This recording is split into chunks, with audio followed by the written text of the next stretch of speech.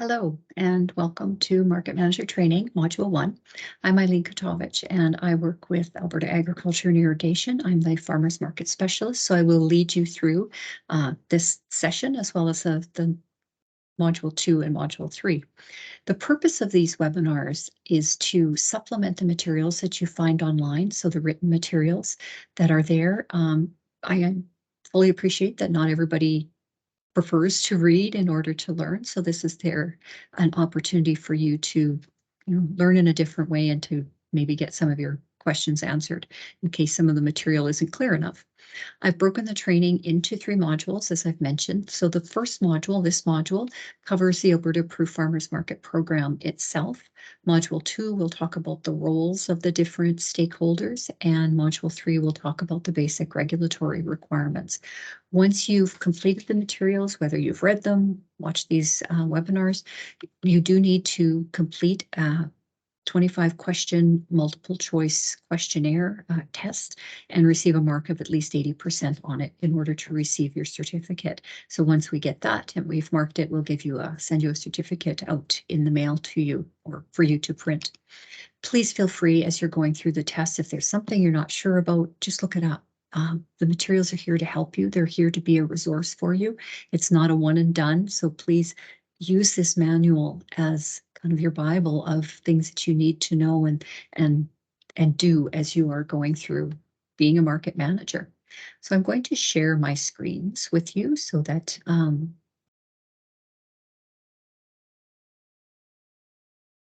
we can go through the materials.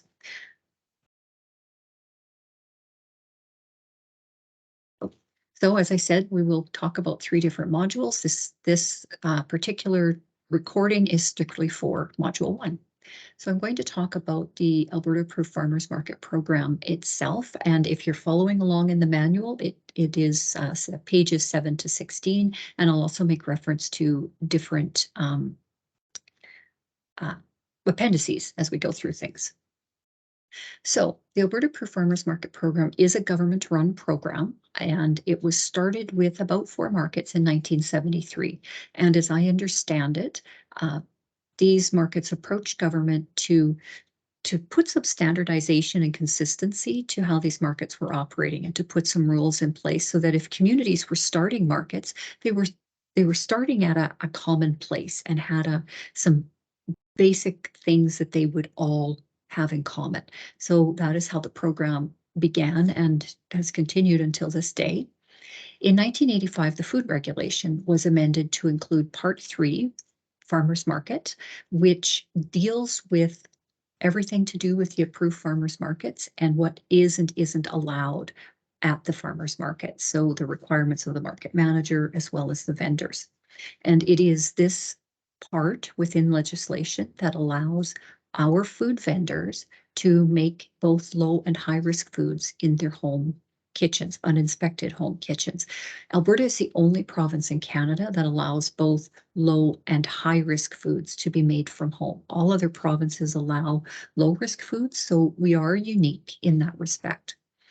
In 1994, the Sunny Girl logo was trademarked by the province, so that image belongs to the government, and we have determined that approved farmers markets can use it in their advertising, and we also use it.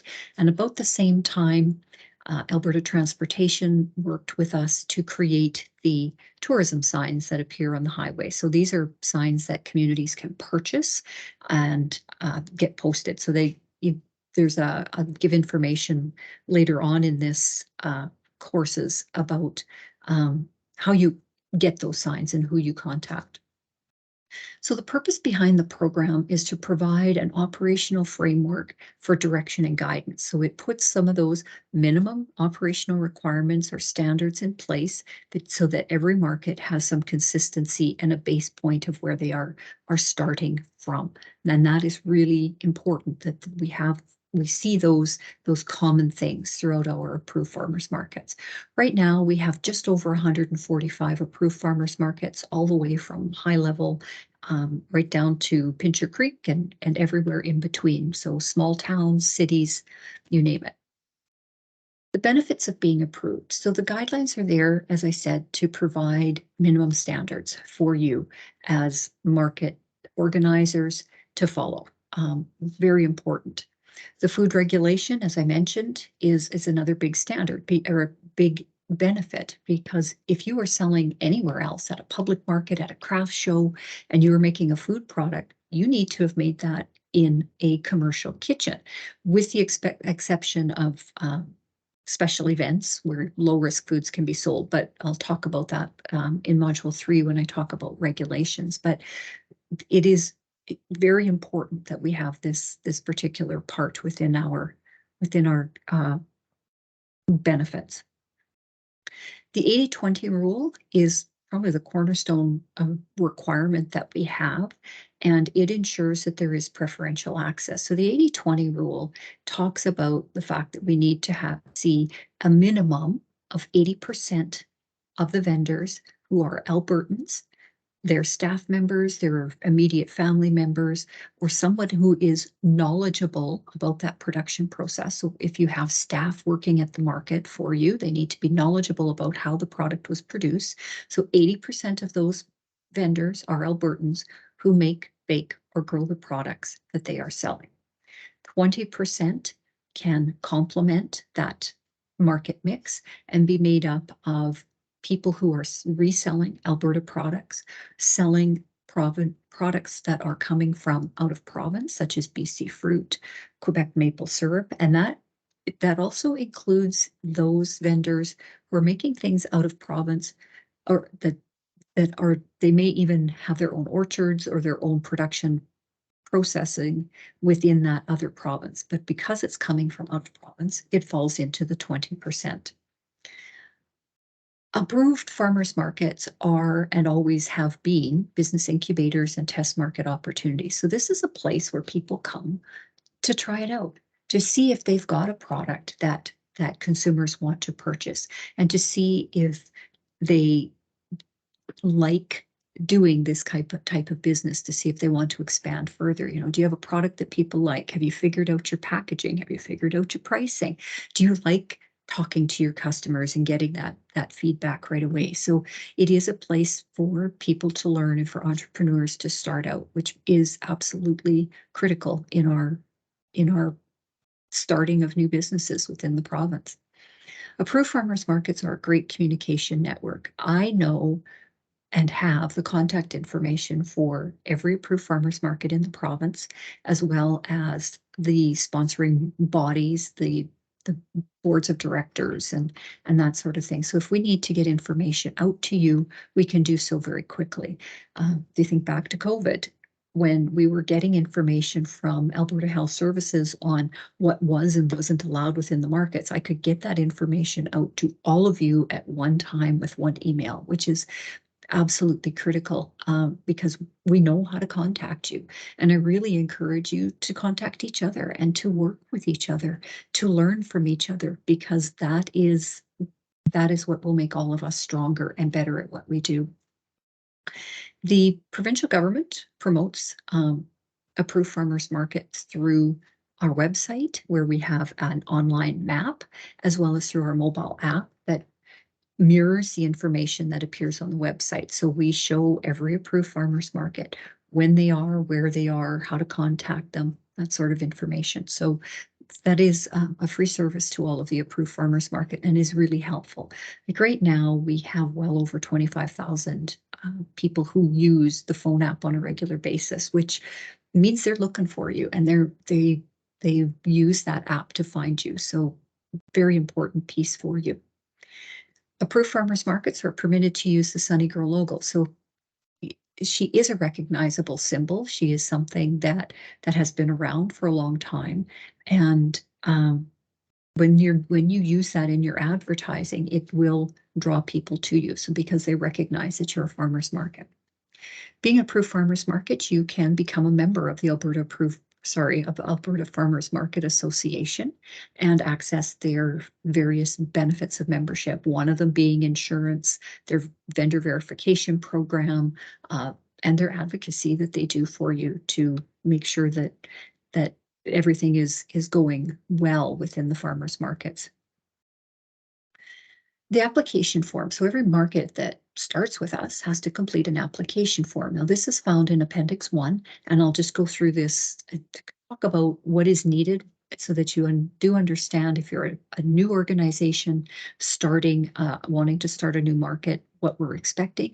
And if you are an existing market, to know that, yes, we do ask for all the same information from everyone. So within the application form, we need to have a contact person or the market manager that is identified, because I need to have somebody that I will be talking with. And I also need to let Alberta Health Services, who they will be dealing with respect to the food permit that is issued to the market. Proof of nonprofit status. So all of our approved farmers markets are nonprofit entities. So that can be achieved in a number of different ways. You can be sponsored by a local community group, such as an ag society, Lions, Elks, Legions, Kinsmen, church groups, chambers of commerce, municipalities, or you can apply for and set up your own nonprofit society under the Societies Act, or become a new generation co-op under the Cooperatives Act. So lots of different ways to achieve that nonprofit status. If you have questions about that, absolutely, I'm here to talk you through that. Every market needs to be insured against liability. So if you're an existing market, you're very familiar with the fact that we ask for your insurance policy every year. So this is also something we ask for with our approved markets, that they cannot operate until we have that in place. And that is insurance that covers the market as an event. It does not extend to the vendors. Vendors should always be encouraged to get their own insurance. And we have quite a number of markets out there that require their vendors to have insurance, but that is, obviously separate from what the market has. With the application form, I need to see the market rules, and I will make comments, edit this, send it back to you. So what I'm looking for is that there is no contravention of legislation in there, that you're not telling people that they don't have to label, for example. And I also want to make sure that you're not saying something that goes against what our guidelines require you to do. So if there are things that need a bit of tweaking, I'll send those comments back to the market organizers. You need to be operating for a minimum of 5 market days per season. So that is asked within the application. I need to see a list of vendors. I want to know who they are, where they're from, and what they're selling, and how many times they intend to come to the market in that first season. And the reason I ask for this is so that I can do the calculations for the market. We need to know that you're going to average at least 5 vendors per season.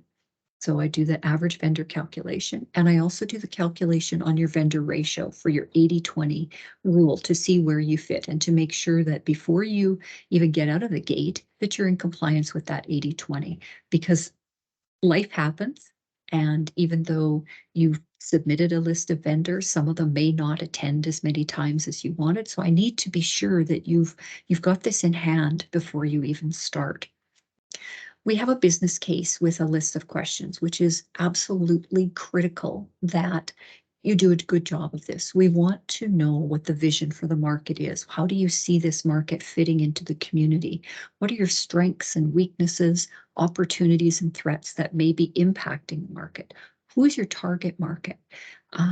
If there are multiple markets, say in a community or within the area, how can you all be successful so that you're not hurting each other? Because we want to see success for everyone. We ultimately, a market that fails hurts the community, and it hurts the vendors that are relying on it for their livelihood. So it is important to us that we approve markets where there is a real community need, and that it is demonstrated through the business case. We also want to see 3 letters of support coming from your community. So this can be other businesses within the community, your community leaders, so your community politicians, your mayors, your reeves, your councillors, MLAs we've had from. So letters of support to show that there are others in the community that know about the market, and that they are there to support you and believe that it is a good thing for the community. We want to see all the applications submitted to us at least 4 weeks prior to opening. And the reason for that is so that I have time to go through it. And if you are missing any information, I can get back to you, and we can get that sorted out before you plan to open. And I need to give Alberta Health Services at least 2 weeks notice so that they can do their site inspection and work with you on the management side to make sure that you've got all of their requirements in place, because they need to issue a food permit. So once a market has been approved, has met all of our minimum requirements, I do a written letter of approval back to the market organizers as well as Alberta Health Services, which will trigger you to work with them and them with you. And they will do the site inspections, as I said, and issue a food permit for the market, which is absolutely critical because, again, that's what allows our people, our food vendors, to make their food in their home kitchens. If you have not submitted a proof of liability, a certificate of insurance with the application, then it will be made a condition of approval, and I want that prior to your first opening day. And I also talk within the approval letter of the training that is required. So the market manager training and the food safety training, and give you the links to that as well as the time frame of when that needs to be completed. Let's talk about the guidelines. What do you need to do? What are the requirements? So there is a copy of the guidelines that appears within your manual within, I think it's Appendix 2. Pay particular attention. This is page 7 that the requirements start on, and it gives information about that.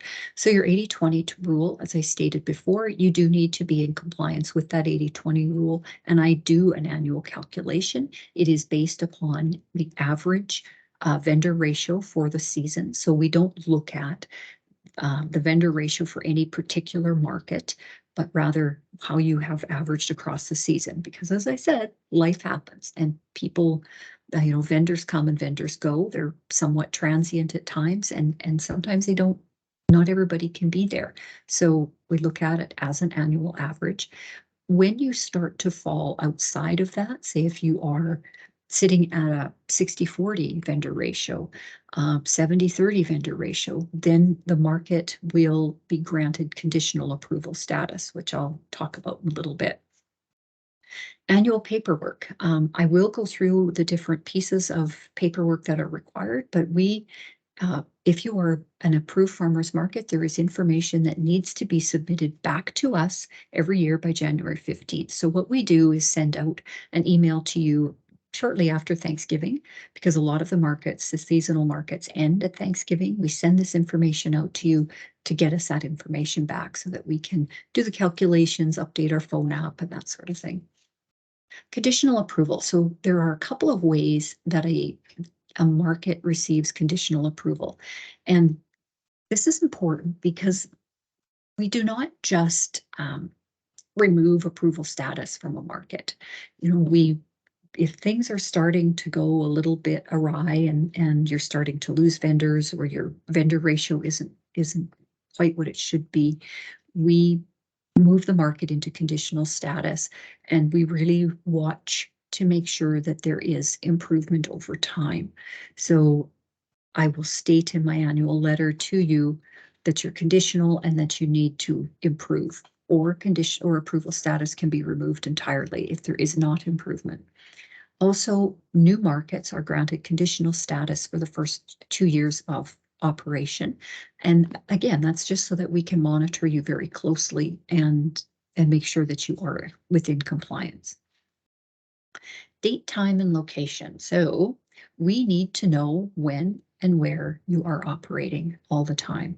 We update our online information for you, but your food permit that is issued by Alberta Health Services is specific to your location and your dates. So if you are operating contrary to what information we have provided to Alberta Health Services, your food permit won't be valid.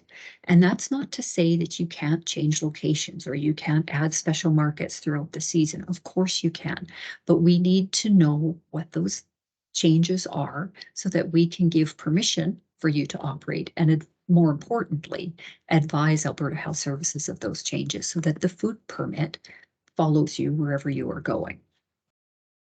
Discrimination. We are very adamant about this, that there must be no discrimination in our markets at all. Any sort of Discrimination that is proven, we will remove approval status immediately. So when I talk discrimination, I am talking about discrimination on the basis of those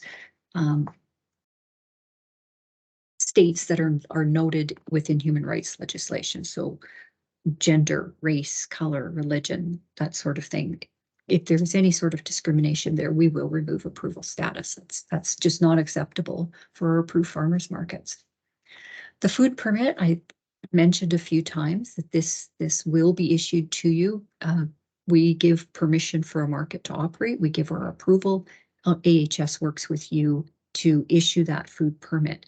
If that permit needs to be revoked by AHS for any reason, we will suspend approval status immediately, which is really important that you realize and understand what this means. If your food permit is removed for any reason, your food vendors can no longer attend your market and produce their food in their uninspected home kitchens. At that point, they would need to be in a commercial kitchen. So if you lose approval or status, or the food permit is revoked for any reason, it will have a huge impact on your entire market.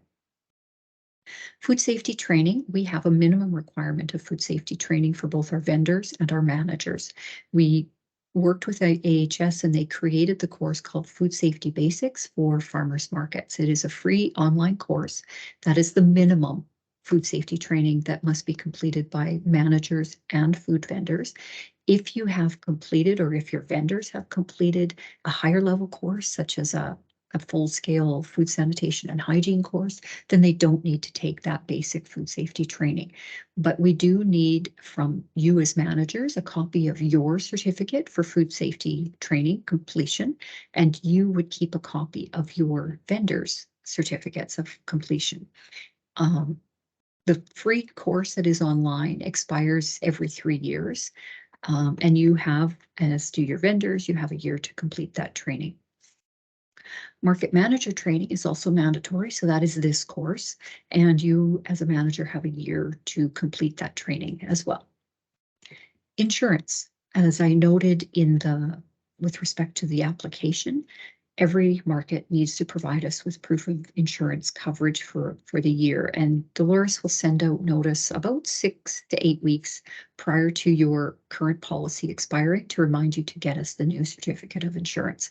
And that needs to be with us, or your market approval status will be suspended and your food permit will also be suspended until we get that insurance. You cannot operate your market without us having proof of that liability insurance. And that is not, it's not meant to be punitive in any way or restrictive in any way. It is meant to ensure that your market is protected, so that if something happens, somebody falls and a lawsuit is filed, that it is not you as individuals who are being sued, but rather it would fall under the market insurance. So this is here in place for your protection. Legislation, there is an expectation that the market itself will be in compliance with the requirements of all pieces of legislation, as will all the vendors who sell through that market. And there is an expectation placed upon the market manager to ensure that those vendors are doing what needs to be done.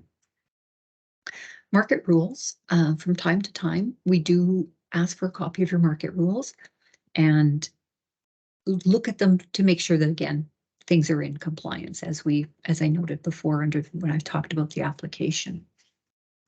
Our minimum vendor rule, as I said before, there is a minimum requirement of 5 vendors averaged throughout the market season.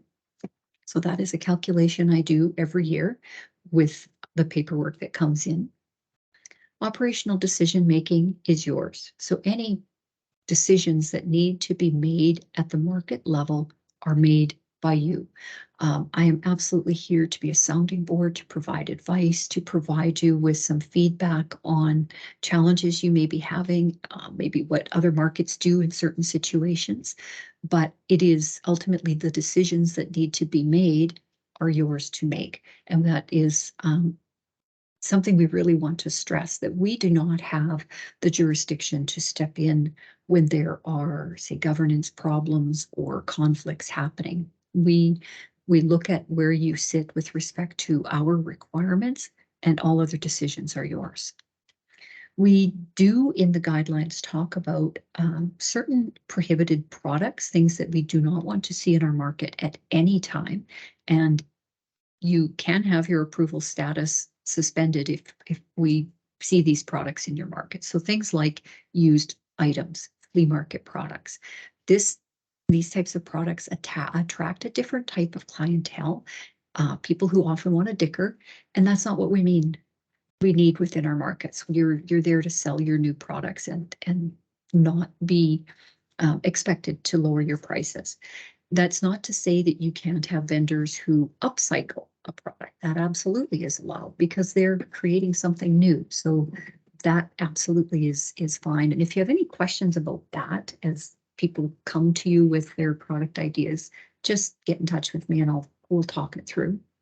Other products that are prohibited: uninspected meat and raw milk or raw milk products. These are not allowed for both human consumption nor for pet food, because we don't want to take the chance that those products may be consumed by humans, and because there is a potential food safety risk. We also do not want to see live animals within our farmers markets, and this again is a public safety risk, because people handling animals, we don't know that proper hand hygiene will be happening before they consume food, and we just want to make sure that everybody is kept safe. We do discourage things like out-of-country products, say Washington apples, Washington corn. It's not prohibited, but we would rather see things coming from Canada. If you do allow those types of products, they still fall into that 20% other category, but we'd rather not see it. That's really not what our markets are meant for. We also would recommend that you don't have franchises and distributorships within the market. Again, it falls into the 20%, but it isn't really what is meant for our farmers markets. Okay, so the next couple of slides, I'm going to go through how I do the 80-20 calculation and the average vendor calculation, just so you can understand, and you can do this yourself as you go through the year, or at least you understand the numbers that are coming back to you. So this is a bit of a snapshot of a vendor list. And what I want to see on the vendor list is not only the vendor, who they are, what their name is, but also where they're from, because any out-of-province product falls into the 20% category. So I need to know where people are from. And you will tell me what products they're bringing and what category they fall into. So these first four categories, food, agricultural, craft, and other make it, bake it, grow it, are the four make it, bake it, grow it categories. These are the ones that fit into your 80%. The other is your 20% category. And then community nonprofit, these folks do not get included in the 80-20 calculation nor the average vendor calculation, but I do report on that so that everybody understands that the market is more than just a retail location, that it is actually doing a community service and offering a community service. It is a gathering place and a good place for these nonprofit organizations to spread information about their organization, sell raffle tickets, what have you. And finally, I want to know how many times that vendor attended your market that season. Now, you will have some vendors who are split between the categories. So vendor 5, vendor 9, and 10 are split between the categories. So if you tell me how much of their product falls into each category, it will make the 80-20 calculation more accurate. If you don't, then I simply split them 50-50, but they do get split between the two categories. And it's simply math. I just plug all this information into Excel and we take it from there. So your make it, bake it, grow it vendors, I add up the number of weeks that they've attended, and then I do that calculation, do that split for those vendors who are split between the two categories, add all that together and divide it by the number of weeks the market operated that season. and I do the same calculation for the other vendors, add the two together to come up with your average number of vendors, divide your other vendors by the total vendors to come up with what your 80-20 percentage will be. Pretty simple, pretty straightforward. I'm more than willing to talk you through the calculation. I'm more than willing to do an interim calculation for you if that's what you need as you're going through the season, because sometimes, like I say, life happens and you may be not sure where you sit. So I'm certainly willing to help out with that. The annual paperwork, find all of those pieces of paperwork in Appendix 3. So there are 5 different forms that you would fill out. The first 2 come to you as a package, like I say, shortly after Thanksgiving. So the first one, the website mobile app information form, tells us when you're going to be operating for the upcoming season. So where are you operating? What days of the week? What are your times of the day? Are you planning to hold any special markets? Do you need to change locations? All of that information that we then compile and send over to Alberta Health Services so that they know which markets are approved and where they're going to be operating. So it is important that you fill this out completely. Now, you absolutely can add markets as you go. You don't have to know when all of your Christmas markets are, or maybe you don't have a location finalized. But the more we can approve right off the hop at the beginning of the season, the better it is for you, the easier it is for you. But I absolutely can do approvals throughout the season if you need to change things as you go along. The market information form tells me who's the market manager, what's the contact information, who's the sponsoring body, if there is one, or who's the president of the board of directors. So if we need to get in contact with them, we have that information.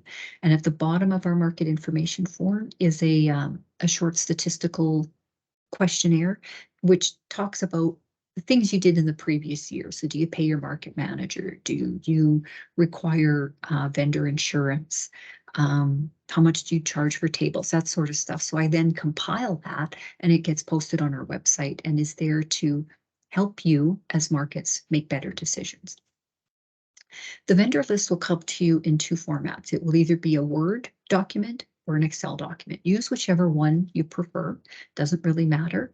And then I will take that information back and do my calculations.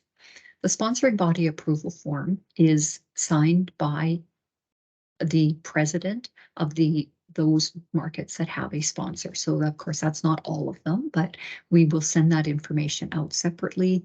And that is simply indicating to us that they will continue to be the sponsor. And when I go through the roles in Module 2 in the next webinar, I will talk about what the requirements or the expectations, not requirements, but expectations of a sponsor are, and some of the roles that they may play with you.